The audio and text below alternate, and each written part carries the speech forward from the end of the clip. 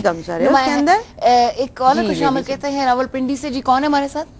सबा। अस्सलाम वालेकुम सबा। अस्सलाम वालेकुम। वालेकुम अस्सलाम। सबा का क्या हाल है? रमजान आप सुनाए, आप ठीक है? बिल्कुल बिल्कुल। क्या सवाल है सबा का? मैं सवाल है कि तरावी हम लोग तो घर में पढ़ते हैं औरतें, तो क्या हम लोग भी उसमें कुरान किस तरह पढ़ेंगे? तरावी घर में पढ़ते हैं तो उसमें कुरान किस तरह तो पढ़ेंगे? कुरान पाक तो नहीं हम पूरा खत्म कर सकते, तो क्या इसी तरह जिस तरह नमाज होती है 2-2 रकात करके इसी तरह पढ़ेंगे? ठीक है जी, कॉल करने का बहुत शुक्रिया। ये अच्छा सवाल है कि दिल में ये ख्वाहिश भी जागी कि पूरा कुरान जो है वो तरावी में किस सूरत में पढ़ा जाए। ये देखिए उसमें जो ज़ाहिर है उनको जब मुकम्मल कुरान किसी को हिफ्ज़ नहीं है तो वो पढ़ भी नहीं सकता है ना, तो उसमें तरावी की 20 रकातें जो भी हैं वो तो पढ़ेंगे, 2-2 करके जिस तरह पढ़ते हैं, और उसके बीच में जो 4 रकात के बाद में जो मसनून दुआ है उसकी वो दुआ भी पढ़ी जाएगी। और तरतीब इस तरह कर लें कि जो तरतीब से सूरतें याद हैं, ज़्यादातर ये है कि जो आखिरी पारा है 30वां पारा है उसकी हमें आखिरी हिस्से की जो सूरतें हैं वो हमें याद होती हैं, अक्सर अमूमन याद होती हैं, तो उनकी तरतीब उसी तरीके से रख लें और फिर उसके बाद में उस तरतीब को दोबारा से मतलब दोहरा लें जब वो खत्म हो जाए। मसलन ये कि किसी को आखिरी 4 सूरतें याद हैं, मैं बहुत ही कम उस पर बता रही हूँ कि 4 सूरतें आखिरी याद हैं, तो वो पहली मतलब जो रकातें हैं उनके अंदर 4 सूरतें पढ़ ले, उसके बाद में फिर उसको दोहरा ले, फिर उसको दोहरा ले उसी तरतीब के साथ।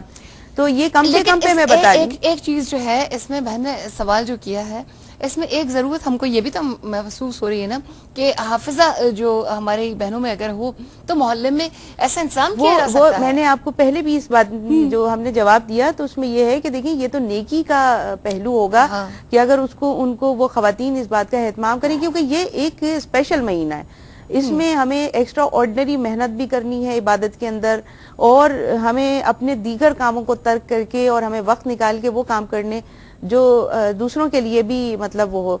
ये शहर तराहुम भी है, आपस में हमदर्दी का महीना, गमखारी का महीना भी है, तो इसके अंदर जो है वो आप अगर कोई हाफिजा है तो ये बहुत बड़ी बात होगी कि वो अपने घर में एक जगह मुकर्रर कर ले या किसी जगह भी महल्ले का जो बड़ा कुशादा जगह हो, पर्दे के लिहाज से भी हो, उसमें वो पढ़ा सकती हैं और सब के अंदर रह के इमामत कर सकती है। आखिरी बिल्कुल लम्हात है और कुरान वाली बात हमारी रह जाती है, अगर आप मौका दे दें मुझे कि मैं उसको बयान कर दूं जो इससे भी रिलेट है कि अब तरावी इन्होंने पढ़ ली 20 रकातें जो भी हैं, ये उसके अंदर जिस तरह भी वो आयतें जो सूरतें उनको याद हैं उनके जरिए, लेकिन अब ये महीना है उस ज़ाब्ता हयात को समझने का, उस मैसेज को समझने का जो इस महीने में आया हमारे पास, तो उसको पढ़ने के लिए, उसको समझने के लिए हम क्योंकि अरबी नहीं जानते हैं तो उस लिहाज से हम डायरेक्ट उसे नहीं समझ सकते। ये तदब्बुर की भी किताब है, लेकिन कम से कम उससे पहले उसको बाकायदा जो तर्जुमा है उसका वो तो समझ में आए, तदब्बुर उसके बाद ही तो कर सकेंगे ना। जब हमें उसका तर्जुमा ही नहीं समझ में आएगा, उसका मीनिंग नहीं समझ में आएंगे, हम उसमें क्या तदब्बुर करेंगे।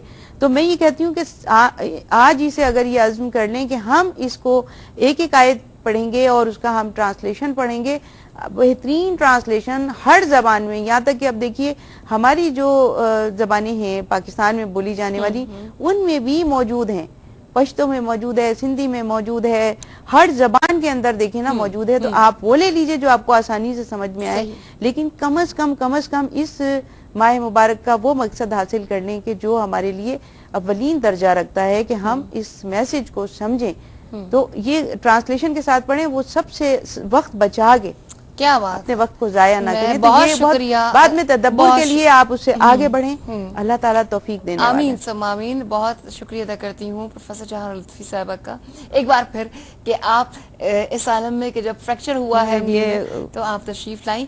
एक बार फिर दुआ करती हूँ अल्लाह ताला आपको सेहत तंदुरुस्ती दे, और जो माशाल्लाह आज आपने बातें की अल्लाह ताला आपके इल्म में मजीद इजाफा करे। आज जो नाज़रीन खास तौर पर कॉन्सेप्ट के हवाले से बात हो रही थी कि रोज़े का मकसद क्या है, और जो 1 महीने की जो ट्रेनिंग दी जा रही है हमारे अंदर एक चेंज देने के लिए, तो वो चेंज हमारे अंदर क्यों नहीं आ पाता।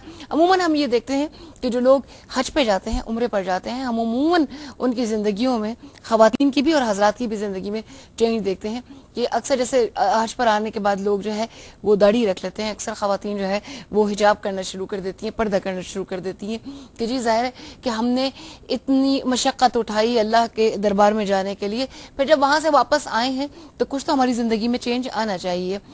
تو جب رمضان المبارک آتا ہے یہ بھی تو تربیت کا مہینہ ہے، اس کو ہم ایسا کیوں سمجھ لیتے ہیں، ایک مہینے کی مشقت کو جو ہے وہ اس طرح کیوں گنوا دیتے ہیں کہ اگر جب ہمیں حج کا مقصد یا عمرے کا مقصد سمجھ میں آتا ہے تو رمضان کا مقصد بھی تو سمجھ میں آنا چاہیے کہ یہ بھی تو ہماری تربیت کا مہینہ ہے، ہمارے نفس کے تزکیے کا مہینہ ہے.